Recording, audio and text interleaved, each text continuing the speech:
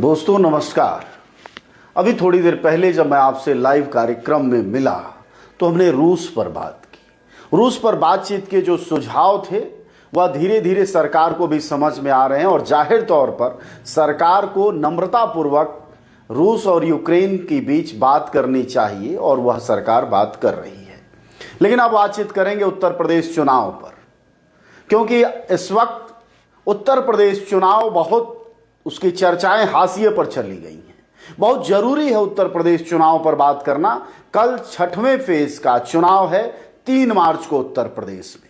जिन लोगों के बड़े बड़े स्टेक लगे हुए हैं उनमें सबसे बड़ा स्टेक उत्तर प्रदेश के मुख्यमंत्री योगी आदित्यनाथ कल के क्षेत्र में वोटिंग है, जहां से वो चुनाव लड़ रहे हैं, गोरखपुर, वहां वोटिंग है। उसके अलावा उत्तर प्रदेश के चुनाव की राजनीति की जो धारा चल रही थी, जो बहसें और मुबाहिसे चल रहे थे, उसको जिस आदमी ने बदल दिया उत्तर प्रदेश के चुनाव में, उसका नाम स्वामी प्रसाद मौर्य है। और कल उनके विधानसभा में यानी फाजिल नगर में भी कल चुनाव है। इसलिए कल के चुनाव पर चर्चा आज बहुत जरूरी है कि आखिरकार किन लोगों का स्टेक लगा है, कौन लोग दांव पर लगे हैं उत्तर प्रदेश के कल के चुनाव में, और सबसे बड़ी बात कि कल किन मुद्दों पर वोटिंग होगी, कैसे पूर्वांचल पूरे उत्तर प्रदेश की तस्वीर बदलने में सक्षम होगा या नहीं होगा, इस पर भी बात होगी। आप भी अपनी राय रखिएगा। यह लाइव कार्यक्रम है जनज्वार का। आप जुड़िए ज़्यादा से ज़्यादा लोगों में, क्योंकि जनज्वार जनता की मीडिया है और आपकी राय शुमारियाँ, आपकी बातें, आपके द्वारा दी जाने वाली जानकारियाँ हमारे लिए बहुत महत्वपूर्ण होती हैं।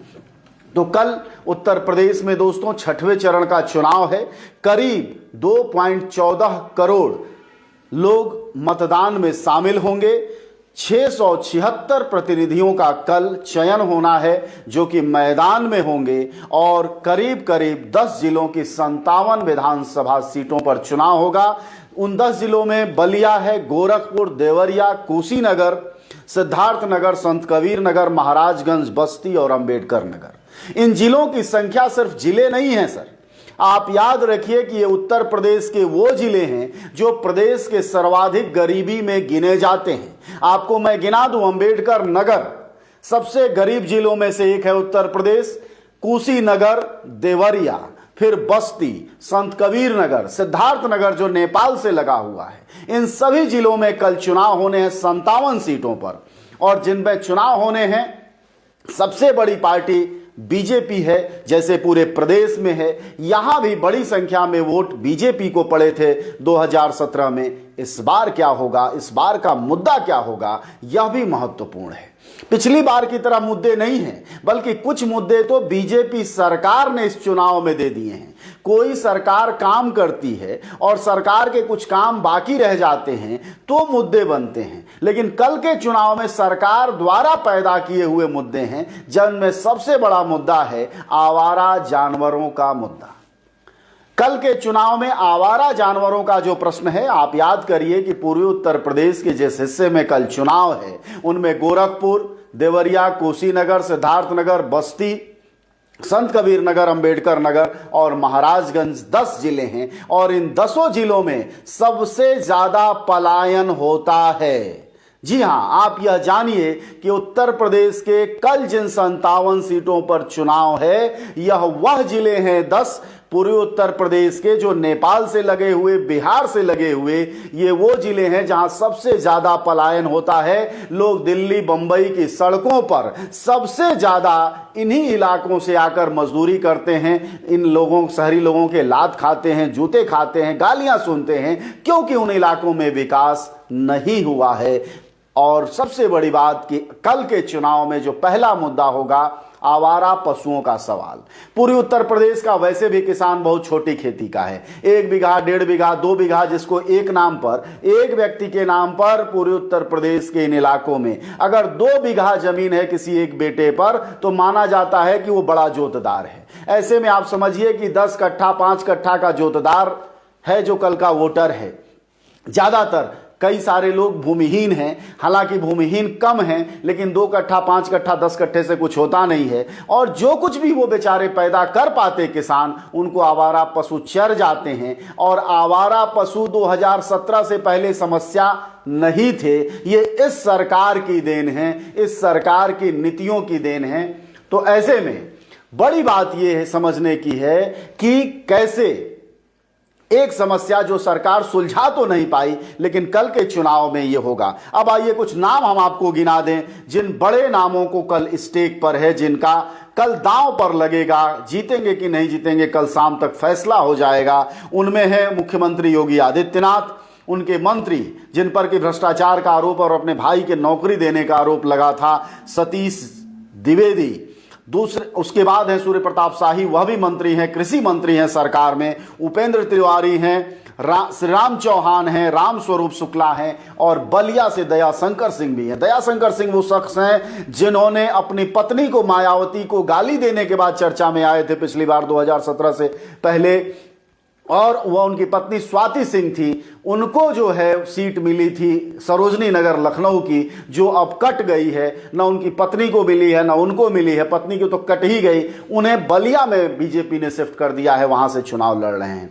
तो ये सारे लोग जो कल के चुनाव में 3 मार्च में भागीदारी कर रहे हैं, उनमें ये सारे लोग हैं। सूर्य प्रताप शाही जहां से चुनाव लड़ रहे हैं, वहां मुकाबले में ब्रह्माशंकर तिवारी है। ब्रह्माशंकर तिवारी का इस बार किसी भी पहले के चुनाव के मुकाबले माहौल ज्यादा तगड़ा है। क्यों? एक तो एंटी इनकम्बेंसी है सरकार की। सूर्य प्रताप शाही के अगर आप विधानसभा क्षेत्र पथरदेवा में जाएंगे तो लोग बहुत नाखुश हैं। वह मानते हैं कि कृषि मंत्री रहते हुए जितना कृषकों का नुकसान हुआ है, उससे पहले इतना नुकसान कभी नहीं हुआ है। जी हाँ, सूर्य प्रताप शाही के बारे में कहा जाता है। वहां ब्रह्माशंकर तिवारी बिल्कुल कंटेस्ट में है, समाजवादी पार्टी से लड़ रहे हैं। उसके बाद आइए रुद्रपुर देवरिया जिले की दूसरी सीट है। रुद्रपुर सीट पर मामला त्रिकोणीय नहीं चतुष्कोणीय दिखाई दे रहा है। सिटिंग मंत्री हैं जयप्रकाश निषाद, वो रुद्रपुर से लड़ रहे हैं। उसके अलावा समाजवादी पार्टी से राम भुवाल निषाद लड़ रहे हैं।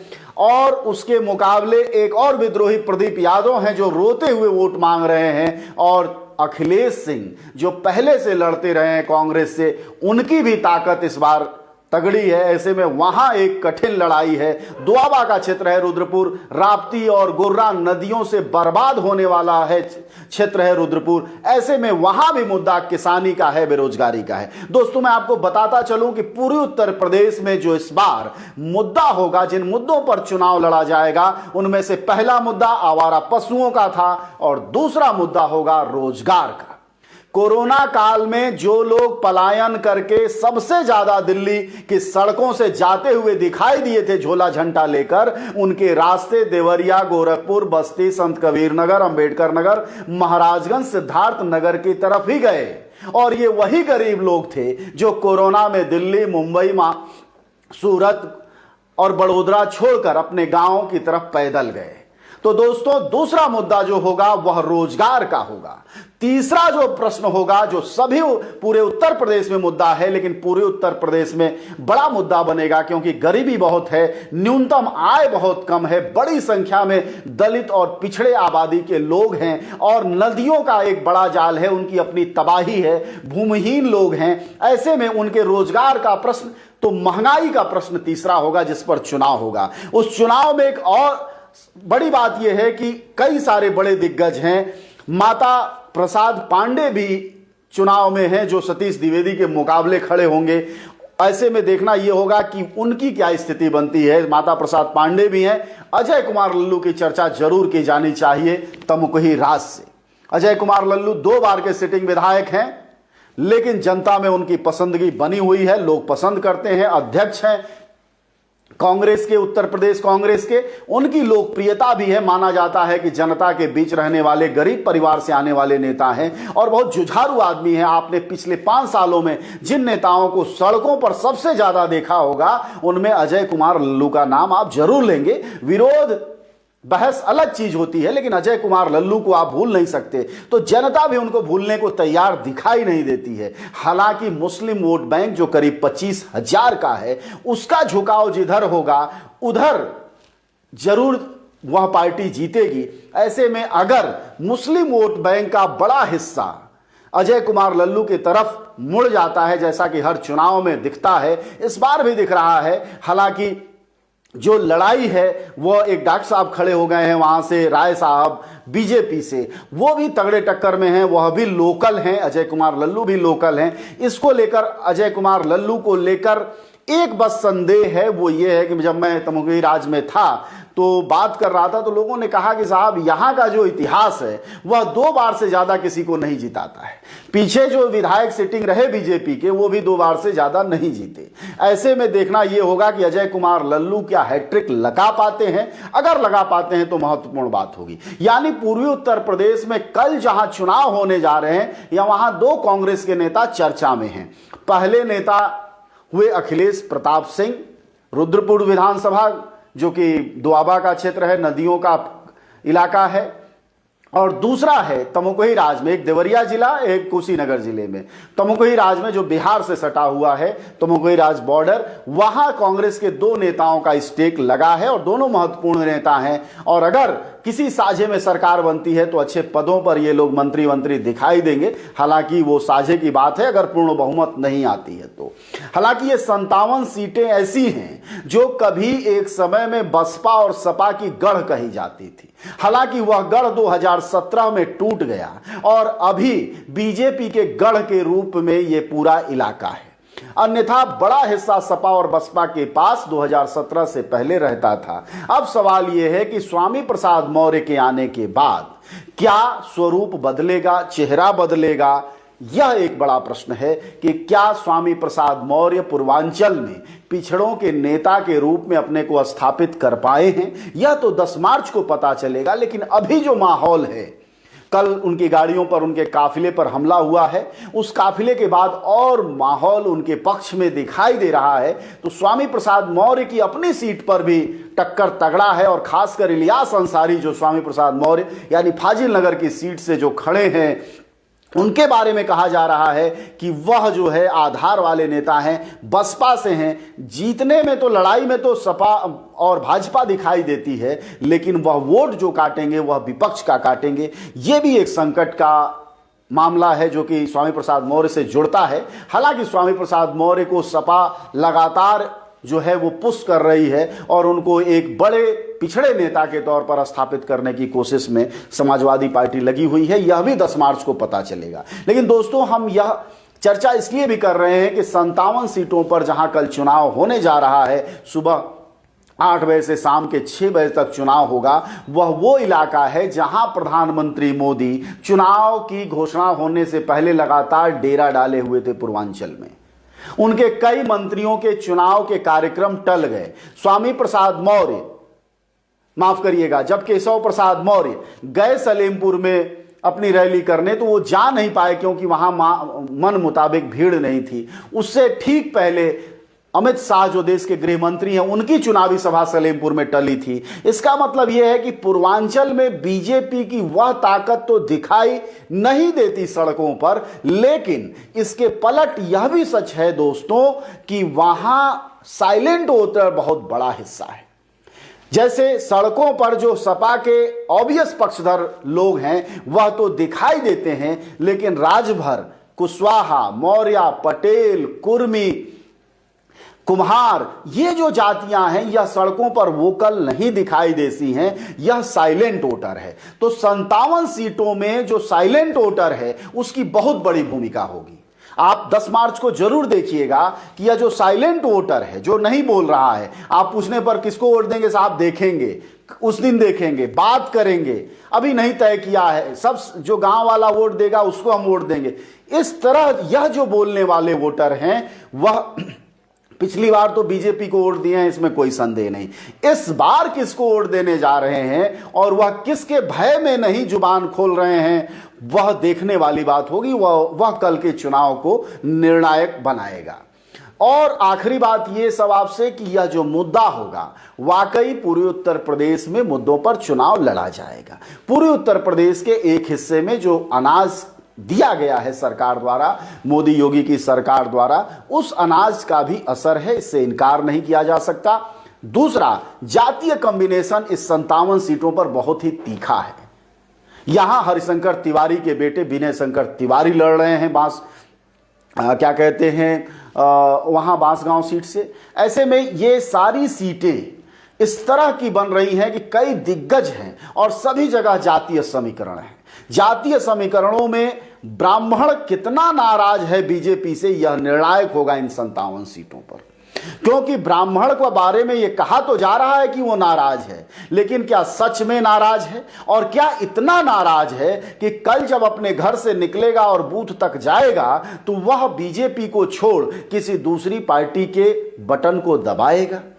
यह एक प्रश्न है। वो भी इस वक्त साइलेंट वोटर है। साइलेंट वोटर सिर्फ दलित और पिछड़ों का ही गरीब हिस्सा नहीं है, बल्कि साइलेंट वोटर में इस बार ब्राह्मण भी शामिल हैं। वो कहते हैं देखा जाएगा, सब तब देखा जाएगा। इतना तो जरूर कहते हैं कि योगी आदित्यनाथ ने जातिवाद किया है, ब्राह्मणों को हाशिए पर डाला है, लेकिन योगी के और मोदी का जो हिंदुत्व है, उसका जो आबो हवा है, उसका जो आवरण है, उससे ब्राह्मण निकलता हुआ पूर्वी उत्तर प्रदेश का बहुत दिखाई नहीं दिया हम लोगों को। हालांकि इतनी बड़ी हमारे पास टीम नहीं होती, लेकिन फिर भी जिन इलाकों में गए, जिन क्षेत्रों में गए, बहुत निकलता हुआ दिखाई दिया नहीं। खैर, वह तो हालांकि वह साइलेंट मुद्रा में वह भी है। और एक और बात कि जो मुद्दे हैं, जैसे ये जो इलाके हैं 10 जिले के 57 विधानसभा सीटें, इनमें विदेश से कमा के आने वाले लोग भी हैं। उस दौरान कोरोना में मुश्किलें झेलने वाले लोग भी हैं। बेरोजगार हुए लाखों लाख युवा हैं जो दिल्ली, मुंबई, कोलकाता जैसे महानगरों में खटते थे, और कोरोना के बाद बंद हुई फैक्ट्रियों के सबसे बड़े अगर कोई पीड़ित हैं तो ये हैं। उनको नरेगा में भी गांव में काम नहीं मिला है। तो क्या उनकी राजनीतिक चेतना और वैचारिक चेतना इतनी उन्नत है कि वह सरकार की नाराजगी को वोट में बदलेंगे? सरकार की नाराजगी को लेकर यह भी एक मुद्दा रहेगा वोट देने में और किसी भी सरकार के बनने बिगड़ने में। और यह भी एक बात रहेगी कि 5 किलो अनाज का जो सरकारी एहसान जनता का एक हिस्सा मान रहा है, वह उस एहसान तले दबा रहेगा। क्योंकि बीजेपी लगातार, जब मैं क्षेत्रों में घूम रहा था तो कई तरह के उपाय किए गए थे वोटरों के लुभाने के। एक उपाय मैं बता रहा हूं, हो सकता है आप लोगों ने देखा हो हमारे लाइव कार्यक्रम में।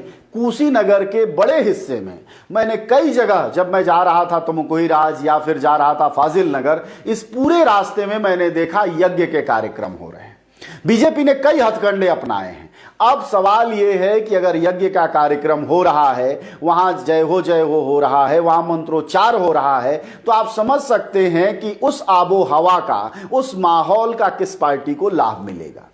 एक गांव था, छपरौला नाम था शायद, या अतरौला गांव था। मैं जब तमुकुही राज की तरफ जा रहा था, वहां यज्ञ हो रहा था। अतरौला गांव के युवाओं ने बताया कि यादवों का गांव है। मैंने पूछा कि भाई यादवों का गांव है, वह तो अच्छी बात है, लेकिन बीच चुनाव में यह इतना बड़ा यज्ञ हो रहा है, इसमें नेता लोग आ रहे हैं, इसका राजनीतिक फायदा किसको मिलने वाला है?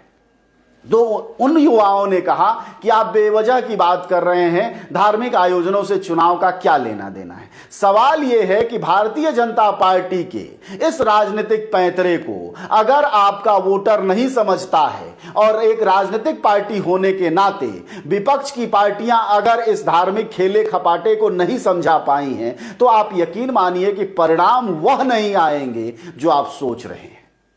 मैंने एक उदाहरण दिया कि यज्ञ के बड़े बड़े कार्यक्रम कुशीनगर के इलाकों में अलग अलग जगहों पर बीच चुनाव में आज से 4 दिन पहले, 3 दिन पहले, और अभी भी चल रहे हैं, अगले 2-3 दिनों में खत्म होंगे। अगर इस तरह के धार्मिक आयोजन बड़े बड़े कराए जाएंगे तो उन धार्मिक आयोजनों का लाभ सपा और कांग्रेस को मिलेगा। इसमें तो लेकिन हो सकता है, लेकिन भाजपा को 100% मिलेगा, इसमें कोई लेकिन नहीं हो सकता। भाजपा की इस चुनावी रणनीति को, इस धार्मिक रणनीति को क्या विपक्ष समझ पाया था? यह एक बड़ा सवाल है। दूसरी बात यह है कि जो त्रिशंकु लड़ाइयां चल रही हैं, जिस तरह से बसपा कमजोर दिखाई दे रही थी, वह इन इलाकों में उतनी कमजोर दिखाई नहीं दे रही है। हर जगह विपक्षियों, विरोधियों कह रहे हैं 10 से लेकर 20,000 तक वोट काटेंगे। तो बसपा कितना वोट काटती है और किसका वोट काटती है, इस पर भी निर्भर करेगा कि कल का चुनाव कैसा बनेगा, उसका माहौल कैसा बनेगा।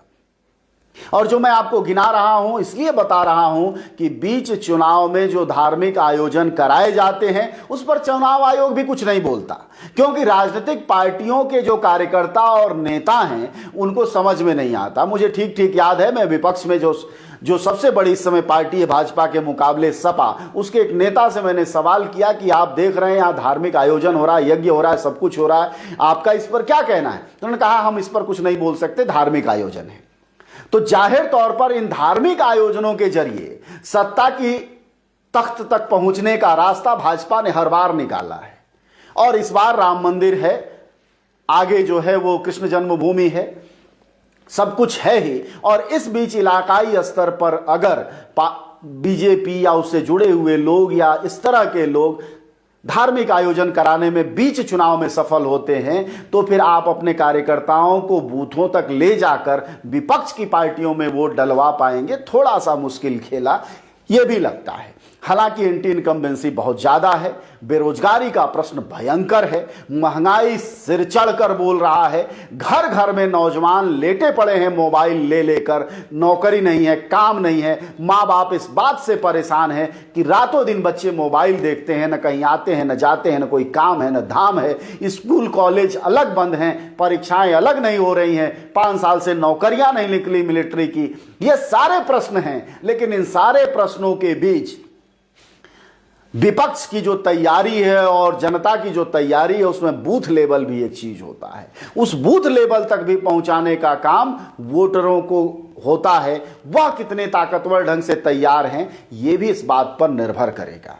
इसलिए दोस्तों, कल के 57 सीटों के 10 जिलों में जो चुनाव होने जा रहा है उसमें योगी आदित्यनाथ, सतीश द्विवेदी, माता प्रसाद पांडे, अजय कुमार लल्लू, स्वामी प्रसाद मौर्य, दयाशंकर सिंह, राममूर्ति वर्मा, राजकिशोर सिंह, ये सारे बड़े बड़े नेता कल दांव पर हैं। कल उनकी किस्मत की आजमाइश होगी। लोकतंत्र का यह पर्व का 6वां मौका है जब उत्तर प्रदेश में चुनाव होगा।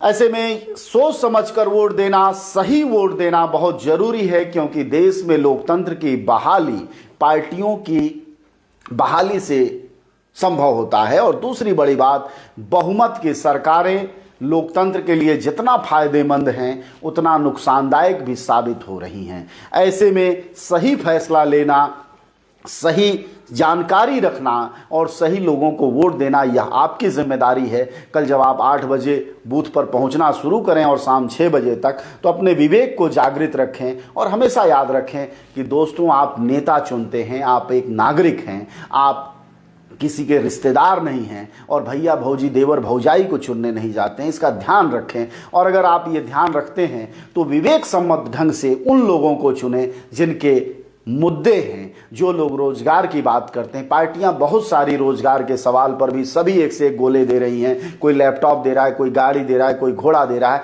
लेकिन आप यकीन करिए कि आपको इन सब की जरूरत नहीं पड़ेगी अगर आप एक सक्षम नागरिक बनेंगे। तो ये देखिए कि कौन सी पार्टी आपको सक्षम नागरिक बनाने की तरफ आगे ले जा रही है, आगे बढ़ा रही है। मतलब शिक्षा कौन सी पार्टी देने को तत्पर है? शिक्षा, रोजगार, स्वास्थ्य अगर आपको बुनियादी अधिकार के तौर पर मिलने लगेगा तो ना आपको 5 किलो की अनाज की जरूरत पड़ेगी और न ही किसी पार्टी के लैपटॉप और मोटरसाइकिल या किसी और दान दक्षिणा की जरूरत पड़ेगी। इस देश में करोड़ों करोड़ ऐसे लोग हैं जो अच्छा रोजगार करते हैं, अच्छी नौकरियां करते हैं, उनको किसी तरह के किसी दान दक्षिणा की पार्टियों की जरूरत नहीं पड़ती। ऐसे में भ्रम में मत आइए, सही वोट दीजिए, क्योंकि इस देश में सांप्रदायिकता बड़ी समस्या है, धार्मिक विभाजन भी बड़ी समस्या है और उसके साथ साथ रोजगार, महंगाई और सड़कों पर हो रही गुंडागर्दी वह तो समस्या है ही है। थानों में गरीबों और पीड़ितों की नहीं हो रही सुनवाई भी एक प्रश्न है। और साथ ही आप क्या चुने क्या न चुने, किससे प्रेम करें किससे न करें, किसके साथ जाएं किसके साथ रहें, यह सब भी बड़ी समस्या है। ऐसे में उन पार्टियों को वोट दें जो इस लोकतंत्र को बनाए रखने में ताकत से खड़ी हैं, न कि हमारे लोकतंत्र को विध्वंस करने में, एक कट्टरपंथी देश बनाने में लगी हैं। ऐसे में दोस्तों, आप सबका शुक्रिया, आप लोग इतने लोग बने रहे, लगातार देखते रहे। कल हम फिर मिलेंगे शाम को कि कल चुनाव का मूड कैसा रहा। धन्यवाद। न गोदी मीडिया न विरोधी मीडिया, न इसकी मीडिया न उसकी मीडिया। हम हैं जनता की मीडिया, जनज्वार। जनज्वार की हर खबर को जन जन तक पहुंचाने के लिए फेसबुक पेज को फॉलो करें, शेयर करें।